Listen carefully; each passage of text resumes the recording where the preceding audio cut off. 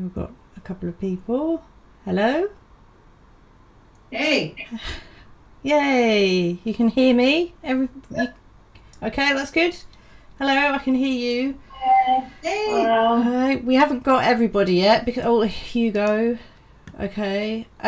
Charles isn't coming. Charles Austin Weir. He can't make it, unfortunately, but I think most everybody else is coming. So, okay, we're gonna talk about Bizarro and weird fiction and things like that.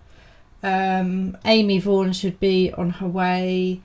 Hugo Camacho, Monique Quintana, Leo Robertson. Oh yeah, he should be coming as well.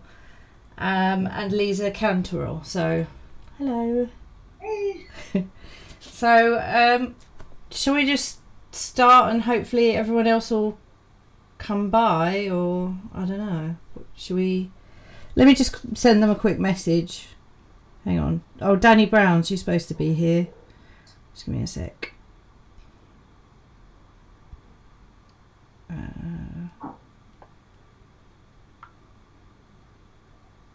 Okay, I've sent them a message. They should be here soon. How are you all anyway? All right. Yeah? How's your day? Good. Good? Alright, well let's just start anyway. Bo Chappell helped me out loads with the questions, so I can't take credit for all of it. So, what aspect of the genre draws you in the most, and why do you think it appeals to you? Monique, you can start if you want. Right. So for me, I love kind of writing in a pastiche style where I'm kind of tapping into all the kind of like high art and low art, low art forms, right? And so I think that's what appeals to me about Bizzaro. And I mean, I'm like super new to Bizarro, and I've just started reading it like a few years ago. Yeah. Thing, but I've noticed that a lot of Bizarro readers are reading a lot of my online publications and then my book with Clash, and so that's what I love about it. I love just kind of like the high concept, Yeah.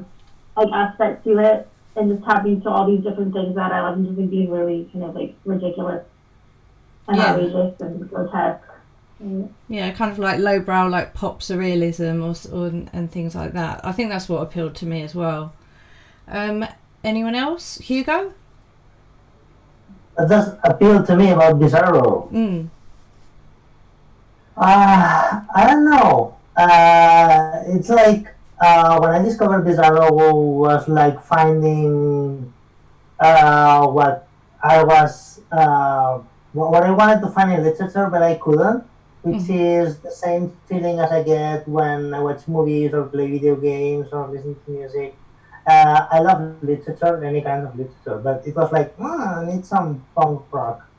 And I think that Bizzaro brings that punk rock with it. Yeah, I think so. There seems to be like a crossover with a lot of people, yeah. Lisa? Yeah, and sorry.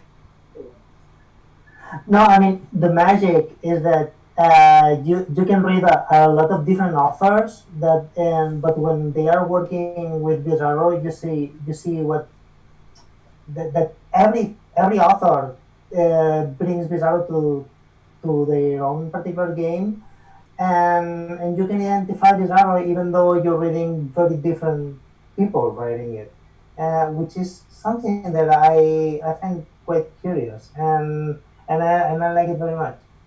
Yes. Just give me 1 second. Danny Brown's trying to get in. I just want to know if that's possible to get them in. I don't really know how this works. It's totally new to me. Yeah, I haven't hosted a Zoom thing. I'm probably going to use this for my reading, though. Yeah. Probably the easiest. I don't know. Can I just email people in the same thing?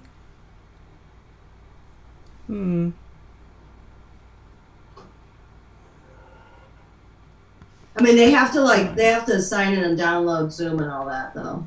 Right. Yeah, I think that I think they have done that, but we'll just have to. Anyway, Lisa, if you would like. What first drew me to Bizarro? Yeah. I came from being really into fairy tales and surrealism. Yeah. And when I saw what was being done in the genre, it's like a light bulb went off. I was like, oh wow, I can just like, mix all this stuff and just throw anything. It's like the pot where you throw shit in. Yeah. And I think honestly, it's funny, I just had a chat yesterday with somebody about horror and how, where that's going now, how genres are mixing and how the lines between horror and literary fiction are getting blurred. So it's kind of the same thing, and it's happening everywhere, where there's just more interest and more excitement in seeing genre hybriding going on, as well as diversity of voices.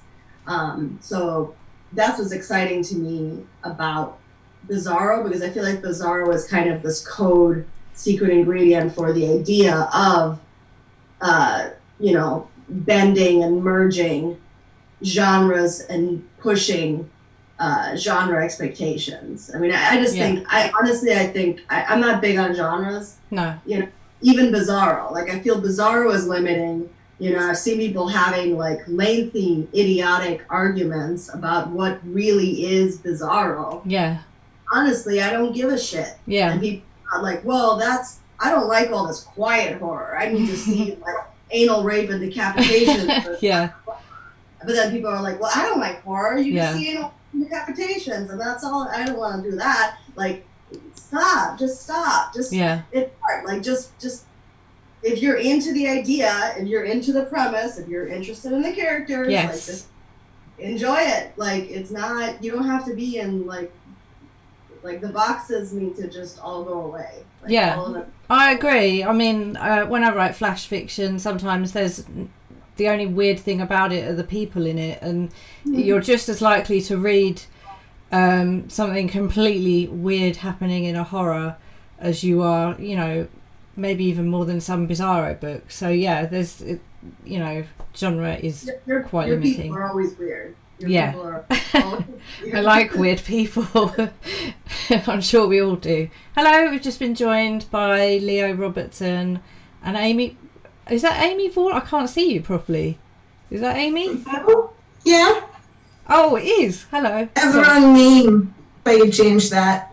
I don't know. It's all new to me. So we're just literally at the moment talking about what drew you to Bizzaro. I don't know if you two want to throw your thing in. Oh, hi, Danny. Amy, you go for it. I'll steal your ideas. Yeah, go on, Amy. I'm sorry, I missed the cue. What am I talking about? We're just talking about what drew you to Bizzaro fiction. Oh, geez. I've always liked really weird shit, just always. And my little personal story is that it was at the end of a Chuck Palahniuk book. Yeah. Maybe Snuff, I'm not sure. That I found some Anderson Prunty titles. Oh, yeah. Yeah. Yeah. And so that was what got the ball rolling for me to discover the genre. Yeah, it's like a hop and a skip from... I did a search for like the weirdest books possible, and that's when I found Eraserhead Press and things like that. So, Leo, same question? Oh, yeah, sure. I think I've always been a believer that there are no rules at all. And so I love fiction that celebrates what you can do once you fully embrace that, because I think that you read a lot of things and well, first, like, I think with everything, you start with the mainstream and then you start to burrow deeper into whatever. And so by the time you've reached something like Bizzaro, I had these instincts in my head that are just like, wait, you're not supposed to do that. You're not allowed to do that. You can't send them there. You can't describe them that way. And then I was like, I don't know where all these instincts came from. It must just have been experience from reading so much conventional stuff. And I still experience that today, like in my own writing and in filmmaking as well now. And I love that it's like, you can do so much more once you just write a story as if it's the first one that's ever been written, or as if there's nothing for you to do but just to fully express yourself, which I think is what you're supposed to do. And I think Bizzaro is one of the biggest genres that embraces that. Yes, let your brain run free. Danny? I just about missed coming in. I was in late. So what are we talking about? Other than Bizzaro? Just what drew you to Bizzaro first? Okay. I think I must have been at uni before I knew there was a name for it, and I was doing experimental literature and pornographic literature. And then after uni, I tried to keep doing my same projects, but I got sick 1 week after my son was born. I was sick for 18 months. Wow. So I had to, really sick in bed with fevers and all sorts of tests, so they didn't know what was wrong. And so I had to basically start all my stuff over again. And I found this really weird story I had I started writing when I was pregnant, but obviously being pregnant, you do get tired and stuff. I never finished it, and it was my best friend had sent me a list of writing rules that you aren't allowed to break. And I'm like, I bet I could break because he was doing the master's degree, and I was very pregnant and uncomfortable because I didn't show. I just had my son was crushing my internal organs, so I couldn't really go very far. So I sat there. I'm like, I bet I could break all of these and make it work, and I did.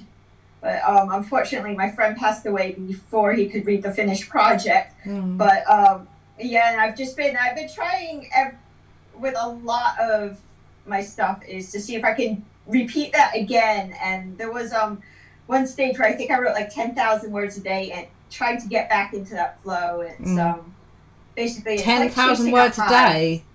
You're doing 10,000? Yes. Wow, I think that would kill me. Within 56 seconds, that only took me 2 weeks to write from the conception of the idea to the final draft with all the editing. Wow. Yeah, that's the one that you read at the festival, the convention. I remember that one. Yes.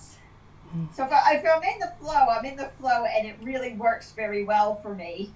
But if I'm not in the flow and things are just purposely trying to insert things that are weird on purpose, it just doesn't work for me. I've got a story I wrote, which was actually published. I wrote when I had writer's block. For some bizarre reason, people buy it. I don't know why. It doesn't even get good reviews.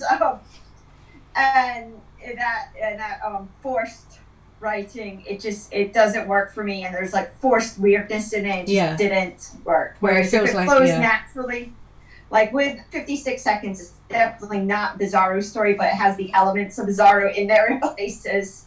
Yeah, it definitely does. Leo, you mentioned your film. I'm quite interested. Did you write the script for the film as well and submitted? It's a feature film. It's quite weird. So how have you basically found moving from working from one medium to another?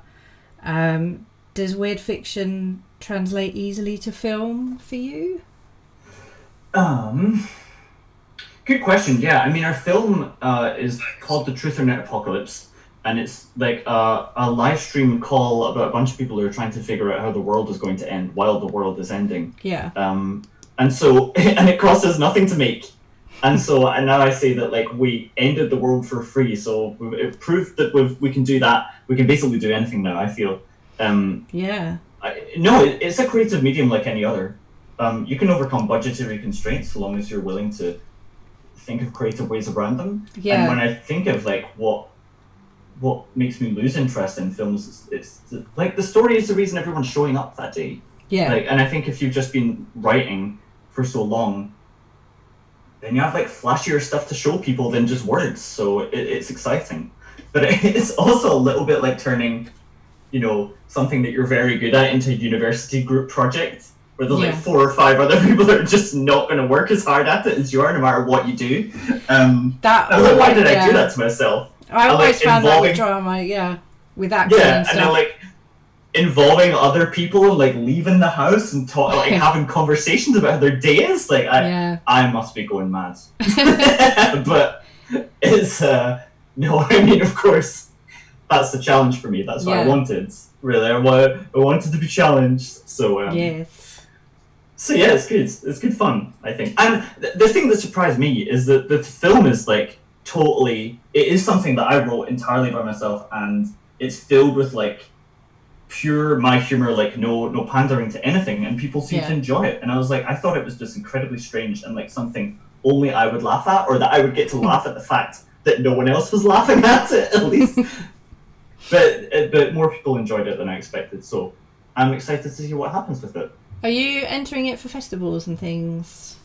Yes, we will be soon. I'm still awaiting a bit more music. It's called Truth and Net Apocalypse. The Truth and Net Apocalypse, it's called, So yeah, once I've got a bit more music, then I'll just do the writing thing. Fire it out. Who likes it? Who doesn't? Fingers crossed. Yes, flip fingers a coin. Crossed. Looking forward to it. am I going to be famous tomorrow, or in 20 years, or never? Or after your lifetime, it could be like a Van Gogh. I've asked Bo Chappell to come in, but I can't seem to get him in. But Monique. Oh no. Yeah. Monique, I read Sanity City and I really love it. It's like a dream. Where did Monique go? Is she still here? Monique? Yeah, she's there. Oh, I read Sanity City. Hi. And it's like a dream. Did it start from a dream? How did you kind of get the idea? Where did you go? Okay, so that story is really weird. One day Lisa, who's in the room, she messaged me on Facebook Messenger, and she was like, "Hey, I had this really bizarre dream about like this town where all these I think it was like a group of women were crying like very intensely, and it was starting to become like this kind of like hazardous kind of like situation." And she was like, "Yeah, like I've got this concept, and I would kind of like, and I'd love to make a book project out of it." And so I was like, "Oh, that's cool. Like, you know, why don't you write that?" And she was like, "I just don't have time." And so she asked me if I would be interested in kind of taking that kind of like that seed, right, that image, and then writing a book-length project for it. And so that's kind of how it started, just like the image of the crying woman. So I would say that it started with Lisa having this really kind of like weird dream, and us kind of going from there and talking about the book and throwing around ideas for a little while.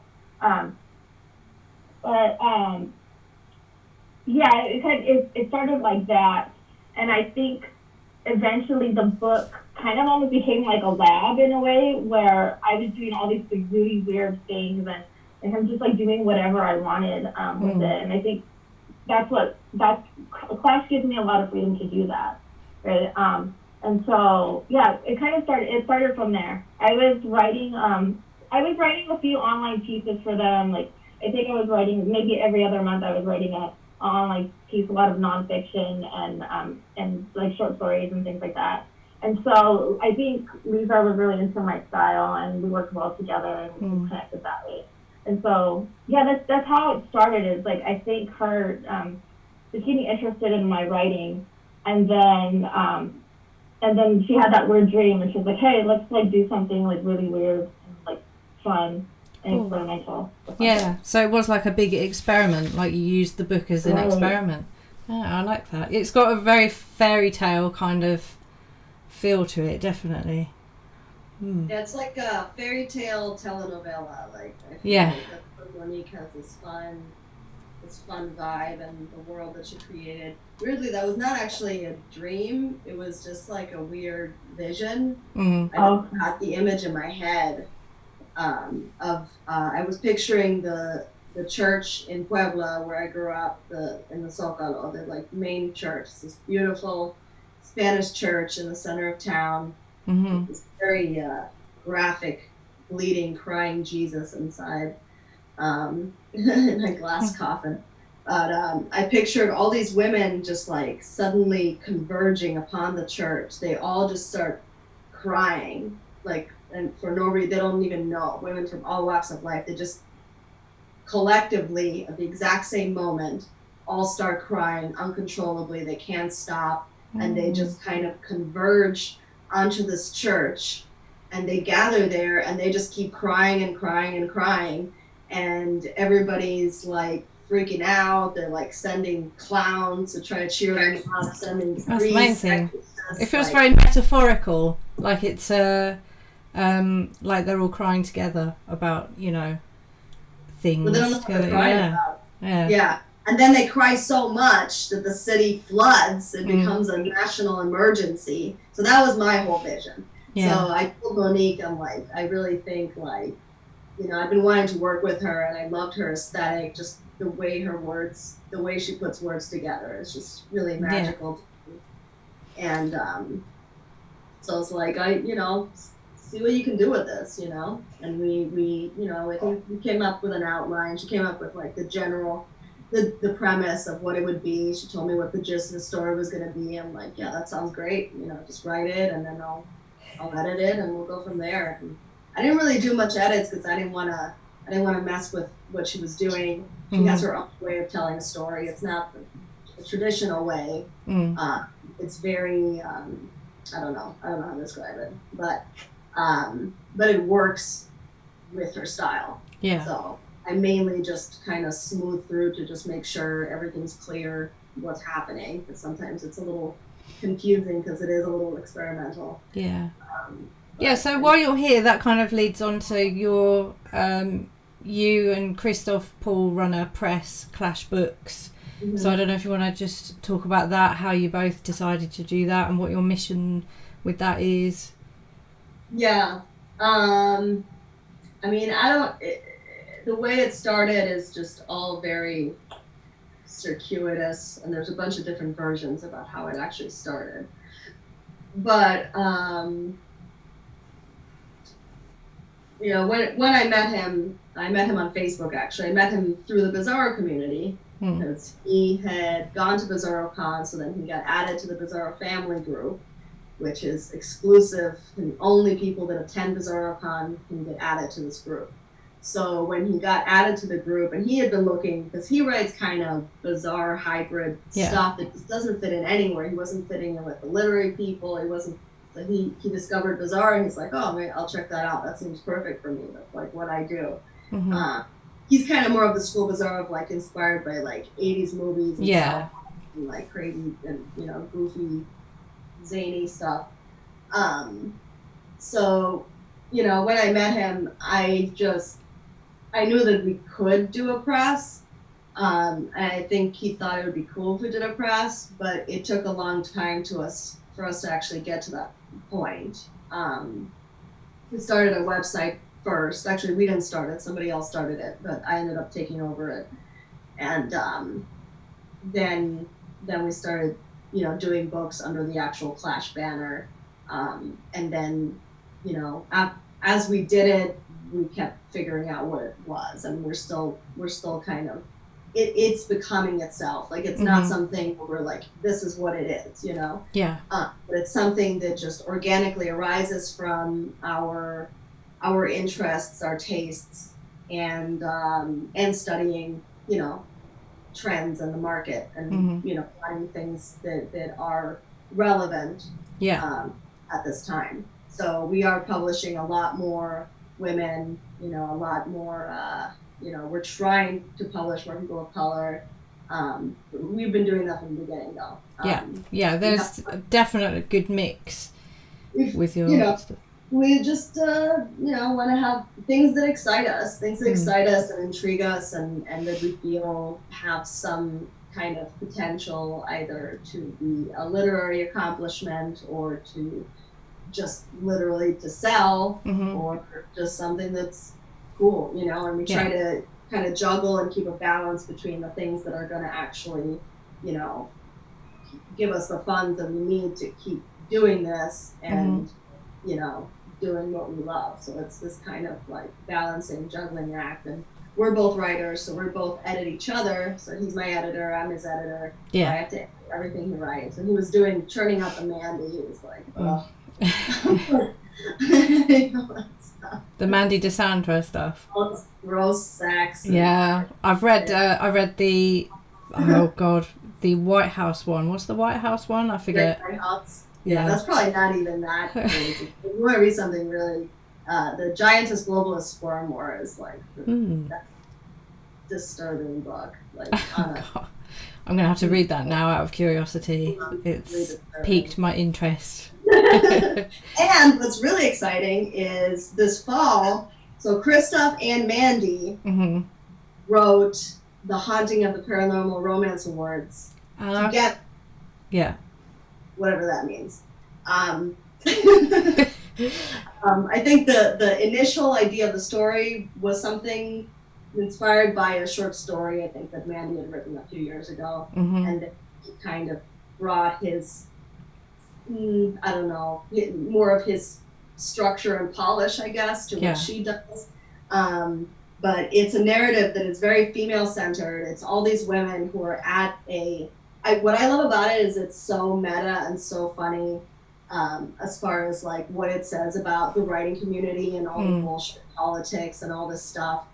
And it has these really cool supernatural elements. So, you know, all these women are at this Paranormal Romance Awards and they're all they're all like competing for the award, but they're all different kinds. Like one is like a serious literary writer. She has a good press. Like another one is this woman whose husband is dead. And she's like, I don't write paranormal fiction. This is real. This is my life. My husband literally comes at night and like makes love to me. That sounds like something Anne Rice would say. She's my favorite character. And so she's like, this is real. This is like legit for me. And then something gets unleashed that they actually have to fight, like an actual evil being that gets unleashed at the Paranormal Romance Award. So it is kind of like, it brings all the craziness of like Mandy and like Christoph's like romps with Mandy's weird Gnostic transcendental stuff. It kind of brings it all together. I'm really proud of it. You know, I worked hard editing it and everything. So that's a fun, like, you know, crossover. Yeah. Amy, if I could ask you and Z Burns, am I allowed to? Babu's all out now, isn't it? Everyone knows about it. If I could just ask, you and Z Burns are starting a magazine in September. If you wouldn't mind telling us a bit about that. Sure. Yeah, it's actually Zay's idea. It's his baby. Yeah. I'm the midwife, I guess you could say. Yeah. But it's more of an arts magazine that's focused on surrealism and bizarre arts. Both, all literature, film. Yeah. My mind just went blank. Music. Yeah. You know, those slogans that you repeat all the time and then they disappear. Anyway, we've been open for queries for a few weeks and we've gotten some really cool stuff. There's a lot of really, really fascinating things about the philosophy of art are coming in, as well as people who want to do monthly reviews of really bizarre video games, and so we're running this broad spectrum of all things art and weird and wonderful. That sounds good. I can't wait to see it. I haven't thought of anything, but I'm sure if I do, I'll message you about it. But I'm looking forward to it. Well, please do. We have. I'm the only female. Yeah. Okay. Involved in the project out of like 10 people. So it would be really great to get some other women on board. I'll have a thing, and everyone else should. Is Bo Chappell in here now? Oh, Oh, they've removed the 40-minute time limit. That's nice, thank you. Hello? It's a gift from Zoom. Is that Bo? Yeah. Oh, hello. I can't actually see you, but I can hear you. My camera isn't working again. Oh, okay. Well, we'll just... I can have like a predator vision, like it's kind of working. You can do this. Oh, wow. Oh, that's perfect. That suits the whole thing. Oh yeah, I'll just leave this on. How about that? Yeah, okay. I just wanted to ask about your... I've noticed that the anthologies that you put together all run on very specific themes. Like they have a theme that they have to follow or a particular story. I just wondered if the collaborative... if that was like a particular interest of yours, if your, collaboration on writing was something that you wanted to do more of, or, Oh yeah, it's really fun working with people. I think I have more fun working with other writers as opposed to just on my own, actually. Yeah. Do you think you'd ever collaborate to the point of doing... Did you ever see The Institute, where it was like a whole like otherworldly thing? Did you ever see that? It was like a game where it was like a alternative reality game, but in real life, and people just had... Did you ever see that? I think you should look into it. Oh, really? Yeah. But yeah, it was, especially on By Year's End, I really miss working with all those people, because for months we were talking with each other every day, and it was like a family. And I really miss... I look for an excuse to work with people. It could be like a shit book, in my opinion. Yeah, so you could... Working with people. You could start an artsy commune or something, maybe, just online. Yeah. So if anybody's looking to join a cult or something. Yeah, don't do that. Don't join a cult. That might not be good. Oh, if you start a cult, I would totally join it. I would join remotely, but I don't want to go anywhere. So, can you join cults remotely? I don't know. I suppose Asgardia. Pardon? I said Leah just got promoted. Yeah. Okay. Yeah, definitely. Hugo, is he still here as well? You run the Bizzaro in Barcelona. I just wondered, how did it go last time, and what are your hopes for the future with it? Well, we had to cancel it this year. Yeah.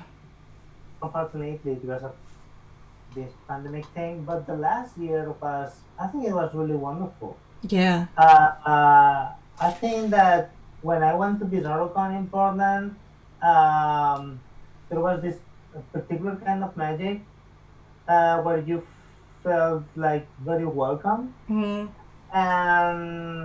And they created like a safe space over there for weirdos, and somehow I think we managed to create the same thing here in Spain. Yeah. Lisa came the first year, so she can tell you about it. The first year I was afraid that there might be a language barrier, because we were having like 6 people from the United States that wouldn't speak Spanish, and everybody would be speaking Spanish and Catalan here. But I think that there were not very many problems, right, Lisa? I mean, I'm actually bilingual, even though I just don't practice. So my Spanish is really rusty, and I was actually worried to be able to remember it and slip back into it, and I did. But almost everybody that was there from Spain knew English too. So yeah, it wasn't really a problem. Mostly everybody was speaking English, but I was happy that I was able to actually speak Spanish with everybody. That felt really good. Yeah, I know that a lot of the people in the British Bizzaro group definitely want to go when it's next on. Yeah, so we'll definitely go. We'll see about next year, but we'll definitely be back. Yes, it's definitely on the cards. So, what other questions have I got? I don't know. Okay, so I don't know. Can you tell us about any upcoming projects that you've all got, all of you? as a... You can start if you wish, Lisa. Yeah, sure. So I already talked about Christoph Mandy's upcoming project. I'm working on, I have a magazine. That's and it's like we're gonna have the first print issue this November. It's like gothic, literary, weird fiction, not fiction, weird, whatever. It can be nonfiction, fiction, or poetry. Me and Lindsay are the editors for that. And I'm working on something called Tragedy Town. That is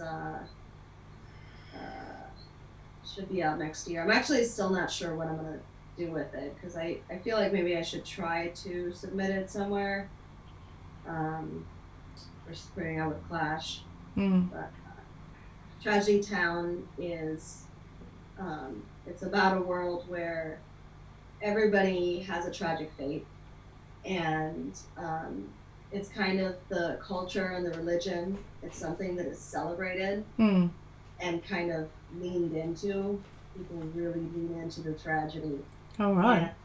And, the main character is a teenage girl who finds out that her tragic fate is that when she meets, the person she's supposed to be with, she will meet a sudden death. Right. So it's like the whole town has, like, they know that there's going to be a tragic end for them. It's like just expected. That's a really interesting. The whole culture is about that. Like she does. Her job is that she works at the hospital drawing death portraits. So there's just this whole cult of tragedy, and people compete for who will have the most tragic death. That sounds so up my alley. It sounds great. Yeah, and her love interest. I'll give you a little teaser. She knows him because she has been drawing his portrait every year because he has been in a coma his whole life. Oh, okay. He suddenly wakes up. So. Okay, yeah. That sounds interesting, definitely. Who's next? Hugo? Well, I have to finish coordinating the Australian bushfire anthology, going to be called Koalas in Smoke. Yeah. And it has 26 or 27 works from very different parts of the world, like Hungary, Japan, Mexico, Colombia, Spain, United States, Britain. And I'm very excited about it because it's like connecting a lot of people from very different places and very different backgrounds. Yeah. And trying to get some money for the Australian animals. Australian wildfire. Yes. Wildlife. Yeah. Sorry from English. That's all right. And I'm very excited about it. Also, the next book I'm going to publish now in Libras is not Bizzaro related. I have it here. It's a translation for making spaces safer. Oh, okay. Yeah. It's a book about it's a guide to avoid harassment in everywhere you are. I mean, in venues, bars, concerts, whatever. And it also explains techniques on how to avoid harassment when you see it in the street. So I found it very useful. That sounds good. Yeah. It's written by a punk rock singer. So she says, "Okay, police is not going to do anything for us, so we have to figure things out by ourselves." And the concept of the book just blew my mind, and I loved it, and I wanted to translate it. So that's what I'm working on right now. That sounds good. Exciting. Leo?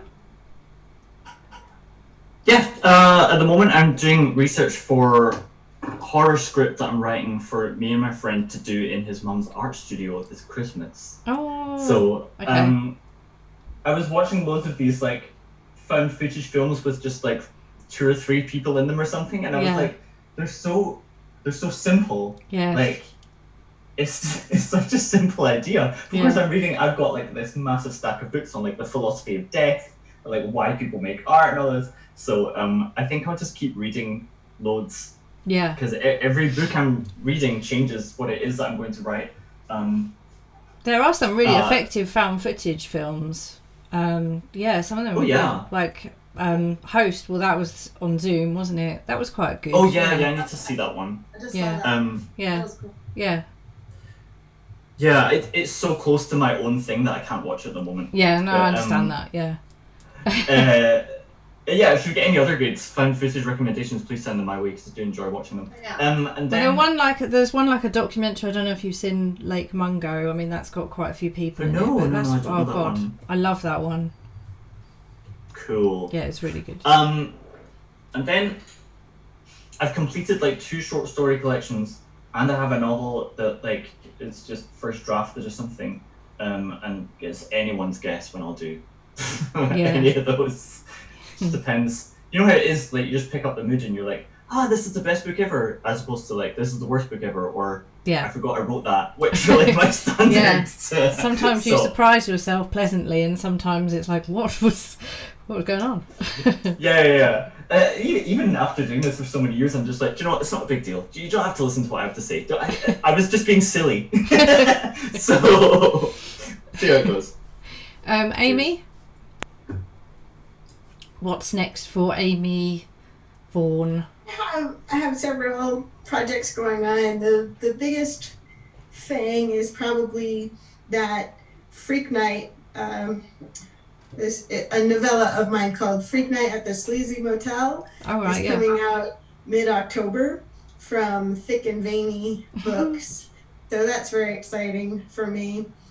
In the day-to-day, I'm spending a lot of time on an interview series that I'm doing for Babu that I'm calling Interviewing the Unorthodox. That sounds interesting. And since Zay is already interviewing not all, but Zay is interviewing authors and publishers, that leaves like everyone else for me. So far I've got photographers and movie makers and artists. You should get Leo. Go ahead. You should get Leo. He's a filmmaker now as well. So. I wrote it down. Yeah.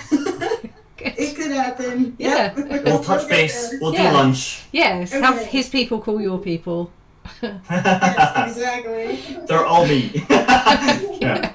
So it's fascinating to me because it's really different. You know, this isn't my background to come up with interview questions for all of these different kinds of artists. And so it's very liberating because I feel like I'm just going to ask whatever the fuck I want. Yeah. And if they don't like it, they don't have to answer. You know, you can throw them out. But in the meantime, I don't think they're going to be interviews like everybody else's interview. That's good, though. That's what you want, yeah. Do you how's it feel talking to all these different people? Have you had to do interviews before? I'm doing them text-based.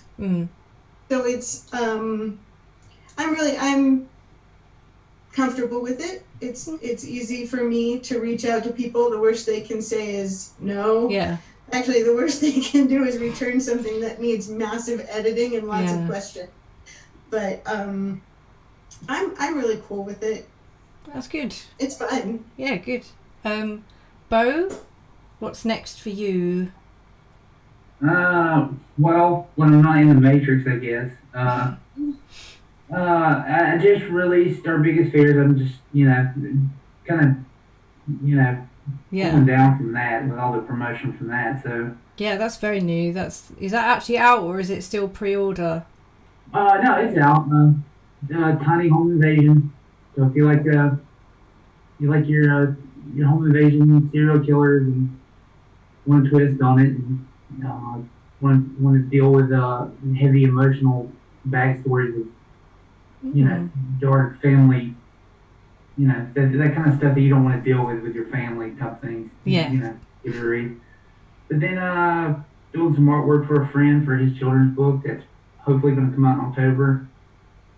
Okay. And then me and Medina, AA Medina, might be doing something in the winter. We'll look forward to it. Monique? Is Monique still here?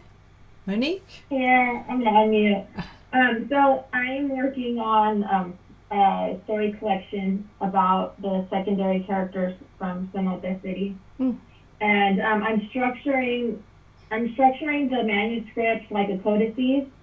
So there's going to be a lot of really short pieces, like micro pieces, short stories, flash fiction, and such, to bookend the manuscript. And in the middle, there's a longer piece. It's just, right now, it's like a novelette, and I'm still working on it.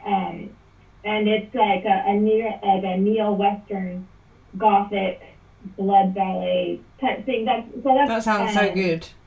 Yeah, so it'll be like Cenote City, a lot of goths, a lot of body horror and maternal horror, but with a lot more. But this time it's going to be a lot more tech. I'm really interested in tech and the cosmos and chaos magic and stuff like that. So I'm hoping to have the manuscript all put together like around Christmas, like winter time.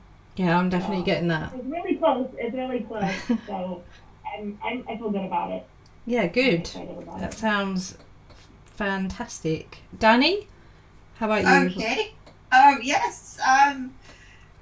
Finishing off what a story called "We Gave the World Synth Pop Dreams." So that's another one set in a neon dream where the lips have walls, and you can where the walls have lips, so you can kind of imagine what these lips do. But now it's very, very broken down, and so the Tentacle Queen is dying. So she was an angel of death at one point. But she wasn't a very good angel of death because all she did was get high and party with pop stars.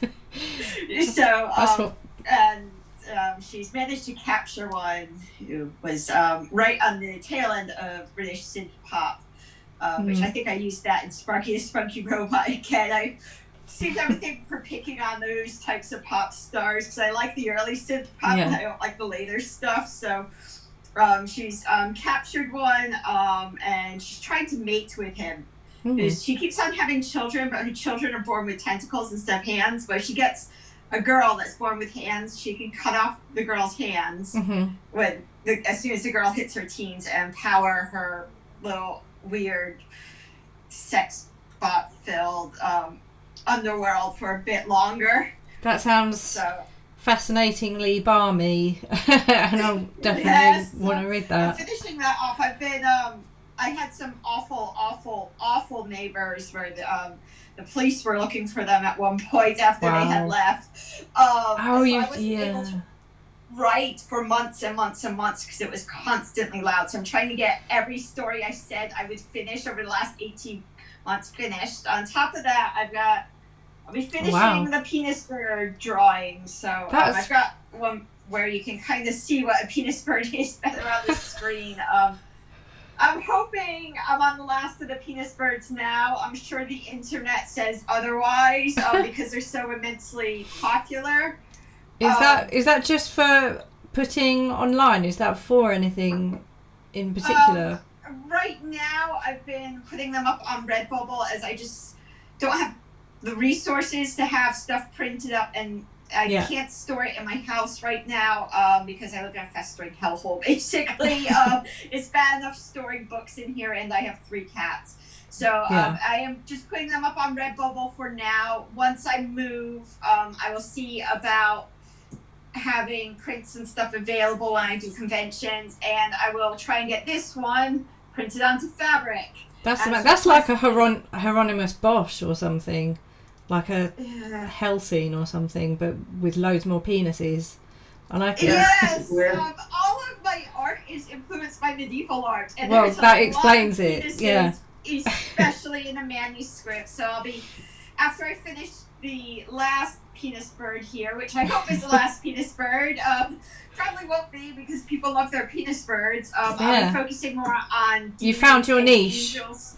You found your Yes. specific niche. Yeah, it's good to have I'll be one. focusing more on demons and angels, and then I've got 80 seconds worth of circuit bending I have to do. I've got other circuit bending, which is going to be a much, much larger project. And this is just the sound bit that I am doing for it. And that's probably going to take me from living here until I move to do it. And then once I move, I wanted to turn 56 seconds in from the text to the multimedia project I envisioned with sounds and lights and possibly smells and just a full-on assault on his senses. That sounds... And hopefully motion sensor, if I can get my mind around how to program motion censoring. I need a completely new operating system for that, apparently. That sounds intense, and I definitely am curious about that. So, your tagline is like the Queen of Filth, isn't it? Danny Brown, Queen of Filth.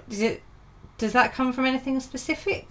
My ex came up with it. I think he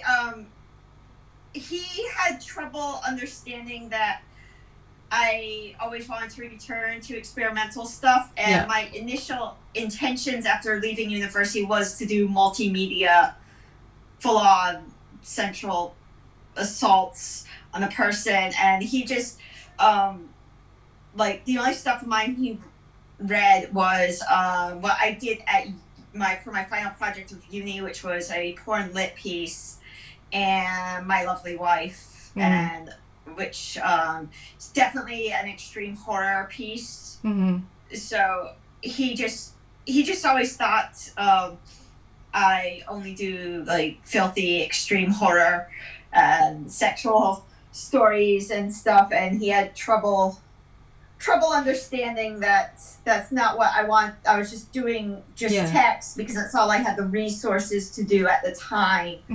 But as the law changed a few years back, so basically I get left alone to do what I want to do, and there's no more people inflicting help upon me because they look down on single mothers as if our degrees, our ambitions magically disappear the day we become a single mother. So that's not legally allowed to happen anymore. So I can do what I want, and as I get to do what I want, I'm able to start bringing in. Obviously, you saw my drawings. It took me 2 years to get back my drawing skills to be able to do that, and the pencils to do that with are about £200 for a complete set. So it's obviously very expensive. It's a lot more expensive than writing. And then circuit bending, I am going to have to add a pre-made synthesizer, just a small one, probably pocket synthesizers until after I move, because synthesizers are big and bulky and heavy and expensive. And eventually I will bring in some filming. I have nothing against filming itself. It's the editing I don't like. Have all the things I could possibly do. Film editing is got to be my least favorite, but I'm gonna have to grin and bear it to be able to get basically from how I envisioned my projects. My head. It sounds a bit like Theatre of Cruelty or something, when you just want to inflict loads of stuff on somebody. That's like the Theatre of Cruelty principle. Yes, it's a bit. Some of it, I will do some stuff that's a bit pleasant, but I think 56 seconds. I wrote that 3 months after my boyfriend left. And it was. I kind of envisioned it more as a sound piece and more as a multimedia piece rather than just text. Just text was all I could do at that point in time. And I was barely able to do that because my computer was breaking. Yes, as they always do. So I've got I think a couple more, or maybe one more question for everyone, and it's to anyone who wants to answer. Bizzaro is often said to be like a kind of literary version of the cult film scene. Do you think the genre would lose its edge if it became as popular as YA or fantasy, or would it lose some appeal? Do you think stuff like that doesn't matter? Because me and Lisa were talking about genre's not really meaning anything, or what are all of your thoughts? I think some people are very caught up with edge and being the niche thing and all this stuff. And for people like that, it will lose the appeal for that. Yeah. Because they only will like things that they know for sure are not popular, Yes. and will automatically not like things even if they're good just because they're popular. And I honestly, I used to be like that when I was younger, but it's like, I feel like that's something that like 20-something-year-olds are like, but I think some people just never grow up, so they just want to have their little edgelord crown, and that's like what they're interested in. So that's all I care about. But you know, I think there is a great merging happening. You know, you're seeing a lot of amazing TV that is also bringing in Bizzaro elements. Yeah. Culture is changing. Culture is evolving.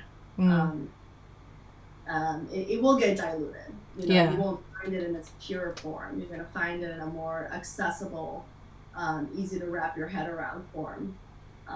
So if you want it in its highly, if you are looking for something in its highly concentrated form, then you're going to have to go to the source. Yes. But if you find things getting a little diluted and a little mixed up to make something new, then you know that is what is happening in the mainstream. Definitely. Yes, I think so. I think. Sorry, go on. Can I jump in there? Yeah, of course. On this question of is Bizzaro going to get diluted? I mean, it's already been answered, but one perspective on it is that Bizzaro is something that can be applied to any genre. You know, so there's a lot of opportunity to really heighten the bizarreness, rather than think of it as diluting it across the board. It's flooding flooding every genre with it. Yeah, I like that. Yeah, it's good. More people are kind of embracing the weird and subconscious and things. You know, you're seeing it a lot more, and in TV programs as well. Like, there's a lot of just things you wouldn't expect. So yeah, definitely.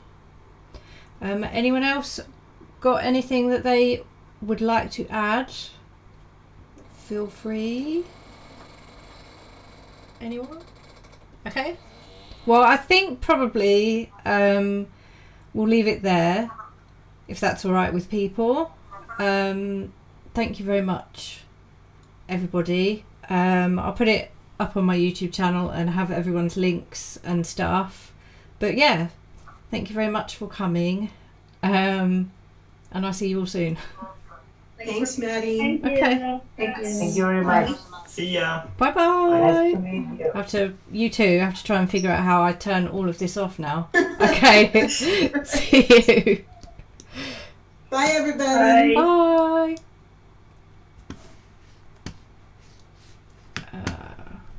Sorry about this, everyone. Okay, it's the end.